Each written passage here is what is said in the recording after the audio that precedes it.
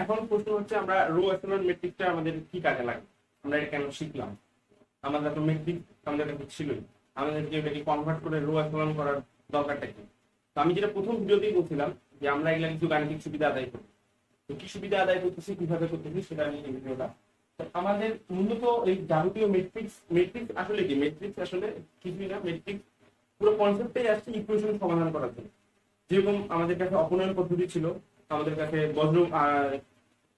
অপনয়ন পদ্ধতি ছিল, প্রতিস্থাপন পদ্ধতি ছিল।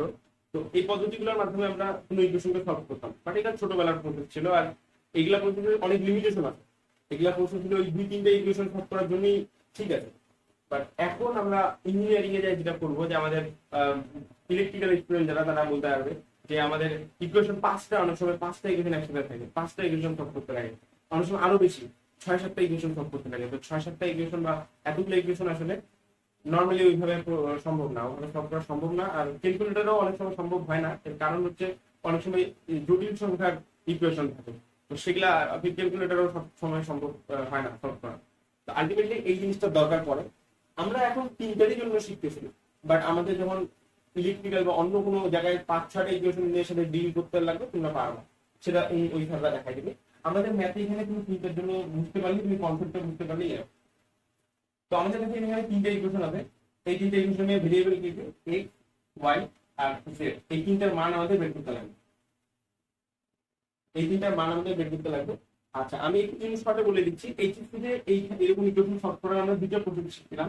একটা হলো কি ইনভার্স ম্যাট্রিক্সের মাধ্যমে, একটা হলো ইনভার্স ম্যাট্রিক্সের মাধ্যমে, আর একটা হলো ক্রেমার। ঠিক আছে, আমরা এই দুটো প্রসেস শিখছিলাম। একটা হচ্ছে ক্রেমার, একটা হলো ইনভার্স ম্যাট্রিক্সের মাধ্যমে। ইনভার্স ম্যাট্রিক্সের মাধ্যমে এটা একটু বলি। ইনভার্সের মাধ্যমে কিভাবে শিখছিলাম আমরা? ইনভার্সের মাধ্যমে আমরা এইভাবে শিখছিলাম যে আমরা এটাকে নিয়ে একটা ম্যাট্রিক্স ফর্ম করতাম, 3 4 -1 1 0 3 আর হচ্ছে 2 5 আর হচ্ছে -4 এরকম। এরপর এখানে ভেরিয়েবল গুলো দিয়ে একটা ম্যাট্রিক্স ফর্ম করতাম, x y z। এরপর কি করতাম? এরপরে এই ডান পাশের কনস্ট্যান্ট পার্টটাকে নিয়ে একটা ম্যাট্রিক্স ফর্ম করতাম, কনস্ট্যান্ট ম্যাট্রিক্স। সেটা হচ্ছে কি 6 4 -3। ঠিক আছে, এরপর এটার একটা নাম ধরতাম, এটা সাপোজ এটার নাম a, এটার নাম সাপোজ বড় হাতের x, এই ম্যাট্রিক্সের নাম সাপোজ বড় হাতের l। তো এখন আমাকে বলো, আমরা যদি x এই ভেরিয়েবল ওয়ালা ম্যাট্রিক্সের প্রতিটার মান বের করতে চাই, এখন এই x ম্যাট্রিক্সের মান বের করতে চাই, তাহলে আলটিমেটলি কি হচ্ছে? x সমান সমান এই l এর সাথে যদি আমি a ইনভার্সকে গুণ করে দেই, a কে এটা হচ্ছে যে ইনভার্স, মানে a এর ইনভার্স, এই ম্যাট্রিক্সের ইনভার্সকে বের করে এর সাথে যদি গুণ দেই, নরমালি আমি যদি 6 4 3 এইটার সাথে a ইনভার্সকে গুণ দেই, এই a ইনভার্স বের করে এই দুটোকে যদি গুণ দেই, তাহলে আমি যে ম্যাট্রিক্সটা পাবো সেটাই হচ্ছে x y z এর মান। বুঝছো কিনা? এটা এসএসসি তে পড়ে আসছো তোমরা। ঠিক আছে, আমরা একটা নরমাল ম্যাট্রিক্স নিলাম, সেই ম্যাট্রিক্সটার যেটা ওর ইনভার্সটাতে কনস্ট্যান্ট পার্টটাকে গুণ দিলে আমরা x y z এর মান পেয়ে যাব। এটা হলো ইনভার্স ওয়েতে ম্যাট্রিক্সের মাধ্যমে কোন একটা ইকুয়েশন সলভ করার প্রসেস। এটা ইন্টার পর্যন্ত গ্রহণযোগ্য ছিল, বাট ইন্টারের পর ইঞ্জিনিয়ারিং এ আসে ইনভার্স বের করার এই ওয়েটা আর গ্রহণযোগ্য নয়। মানে ইনভার্স তোমরা এখানে কিভাবে বের করতে চাচ্ছ? তোমরা ইনভার্স বের করতে চাচ্ছ ওই যে 1/a এর ডিটারমিনেন্ট মানটা অফ অ্যাডজয়েন্ট অফ a, একটা ম্যাট্রিক্সে অ্যাডজয়েন্ট বের করবা, তারপর নির্ণায়কের মান দিয়ে ভাগ দিবা। ইন্টারমিডিয়েটের আরেকটা প্রসেস কি ছিল? ইন্টারমিডিয়েটের আরেকটা প্রসেস ছিল ক্রেমার। এটা নিয়ে আমি একটা ভিডিও করছিলাম আগে, আমি অত ডিটেইলসের জন্য বলবো না। ক্রেমার কি ছিল? ক্রেমার ছিল আলটিমেটলি এখান থেকে 3 1 2 4 3 5 আর এটা থেকে -1 আর হলো -1 3 আর হলো -4। ঠিক আছে, এটা হলো একটা ম্যাট্রিক্স। এই ম্যাট্রিক্স থেকে ডেল ধরলাম, আর এরপরে ডেল এক্স কত ধরবো?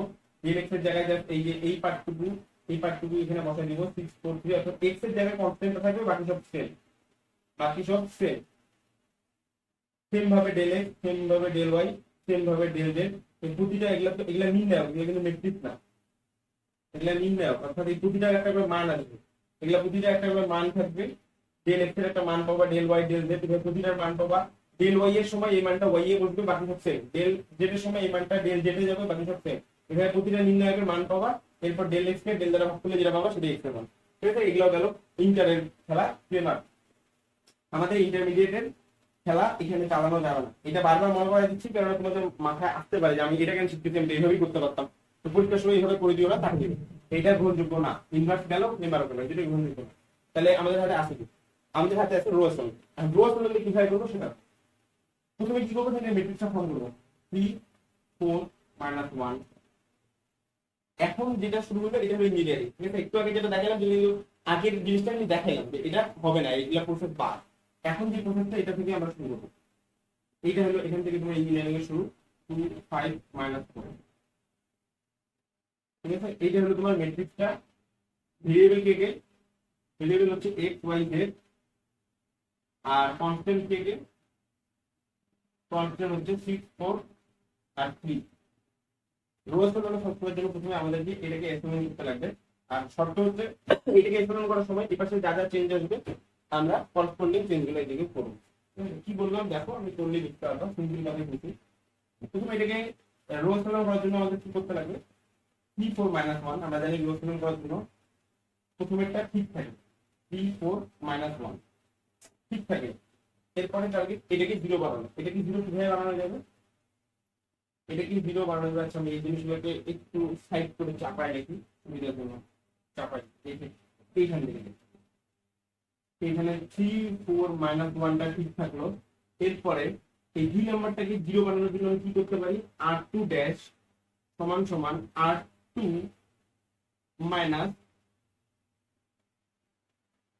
3r2 -r1। 3r2 মানে এটা 3 হয়ে গেল, -r1 0। এই এখানে 3 গুণ হলে কত হবে, 0 -4। 3 3 9, 9 মাইনাস মাইনাস 1 মানে কত, 9 মাইনাস -1 মানে আলটিমেটলি 10। 3 নাম্বারটাকে কিভাবে 0 করতে পারি, একে কিভাবে 0 করতে পারি? একে 0 করার জন্য কি করা যেতে পারে? একে 0 করার জন্য প্রথমে এর সাথে 3 গুণ দাও, 3 আর 3 মাইনাস 2 আর 1, ঠিক আছে? তাহলে এটা হয়ে গেল 6, এটা হয়ে গেল 6 0। তারপর কি আসবে, 3 আর 3 মানে এটা হলো 15 আর এটা হলো 8। 15 থেকে 8 বাদ দিলে 7। 3 -12, -12 থেকে -2 বাদ দিলে -12 প্লাস 2 -10। এই পার্টটুকু গেল। পরের পার্টটুকু আমরা বলছি সেম রাখবো, একটু এই যে ঠিক থাকবে। আর এই পাশে করসপন্ডিং চেঞ্জ গুলো করে দিই। এই পাশে করসপন্ডিং চেঞ্জ কি, 3 আর 2 প্রথমটা ঠিক থাকবে, ঠিক। 4টা কিভাবে বদলাবে, 4 এর জায়গায় বসবে 3 আর 2 মানে 3 আর 2 মানে 12 -r1। 12 -r1 কত হয়, 6। এখানে কি চেঞ্জ আনতে হবে, 3 আর 3 মানে 9 -2r1। 9 -12 2r1, 9 -12 মানে আলটিমেটলি -3। ঠিক আছে? এইটা এখন আমার লাস্ট কাজ কি, জাস্ট এই 7টাকে 0 বানানো। 7কে 0 বানানোর জন্য আমি কি করব, আমি এই লাইন থেকে 4কে কমন নিব, তাহলে এটা 1 হয়ে যাবে। তারপরে এর সাথে এর কাজটা করে নিব। তো এটাকে আগে 1 বানানোর জন্য আমার কি করতে লাগবে, আমি r2 ড্যাশ থেকে 1/4 অফ r3 এই কমান্ডটা দিব। এই কমান্ডটা দিলে আমি এখানে পাবো কত, 3004 -1 7 -1 10/4 আর হলো -10। এইটা এই পার্টটুকু x y z সেম থাকবে। এই পার্টটুকুতে কি আসতেছে, 6 6/4 আর এটা -3। এখন আমার কাজ হচ্ছে কি, সিম্পল কাজ। এরপরে লাস্ট কাজ হচ্ছে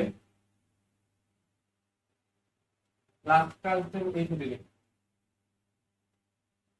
আলটিমেটলি আসলো 3 0 0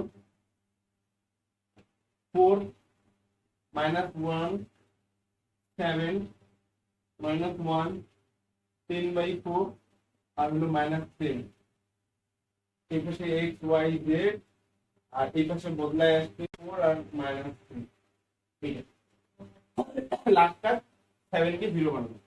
7 কে 0 কিভাবে বানাবো, 7 কে 0 বানাবো খুবই সিম্পল, r3 ড্যাশ সমান সমান r3 প্লাস 7 আর 2 দেখো 7 আর 2 মানে এটা -7 যোগ করলে 0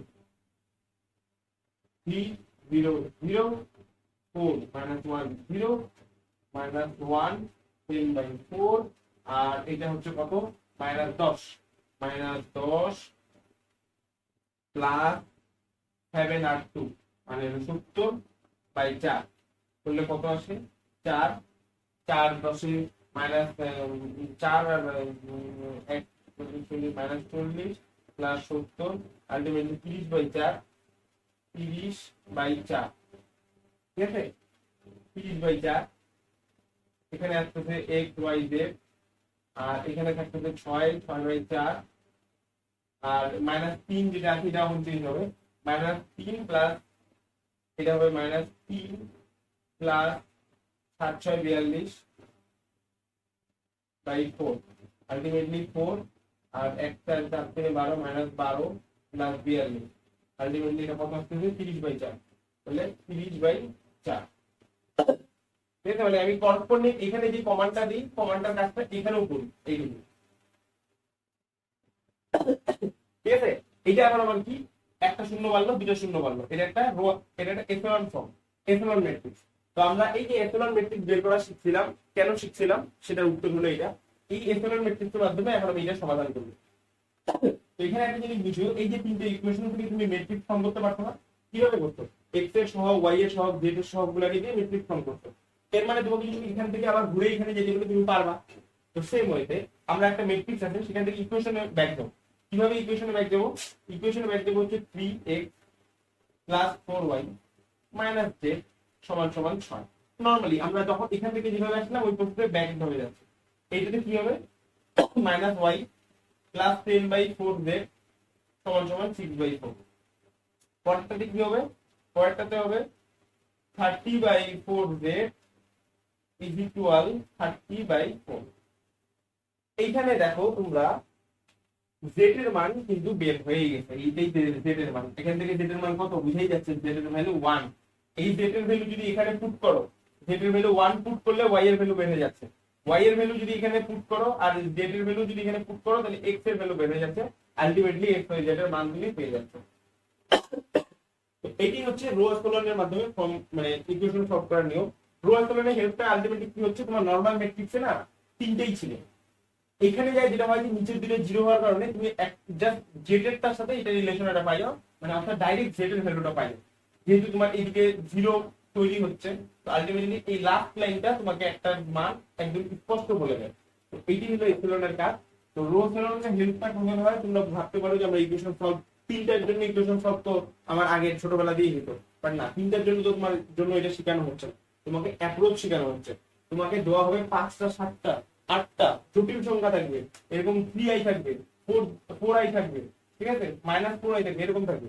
তো সেগুলা এরকম 5-7টা বড় বড় ইকুয়েশন সলভের জন্য এই এপ্সিলন করে দিলে সিম্পলি তুমি ইকুয়েশন সলভ করতে পারবা ঠিক আছে এটা অনেক এফিশিয়েন্ট আর বেশি ম্যাথ করানো যাচ্ছে না কারণ অনেক বড় ম্যাথ লেন্দি ম্যাথ বড় অনেক জায়গা লাগে তোমরা বইয়ে অনেক ম্যাথ থাকবে পড়ে নিবা খালি মাথায় একটা জিনিস রাখবা প্রথমটা ফিক্স পরেরটা জিরো করব জিরো করার জন্য এরকম একটা কল দিব এরপরে দ্বিতীয় লাইনে লিডিং থেকে 1 বানাই নেব 1 বানানোর জন্য ওই যে কমন নিয়ে এই কমান্ডটা দেব এই কমান্ড দিয়ে 1 বানাই নেব 1 বানানোর পর এটার সাথে আবার এরকম একটা কমান্ড দিব অ্যাপ্রোচটা শিখো জাস্ট একবার 0 বানাবো একবার 1 বানাবো 0 1 0 1 এভাবে নামতে থাকবো যেটা যেটা কমান্ড দিতে লাগে দিতে থাকবো ঠিক আছে তোমার ম্যাথ লাস্টে যা সলভ হয়ে যাবে ধৈর্য ধরে করতে হবে ম্যাথগুলো অনেক বড় এত ওকে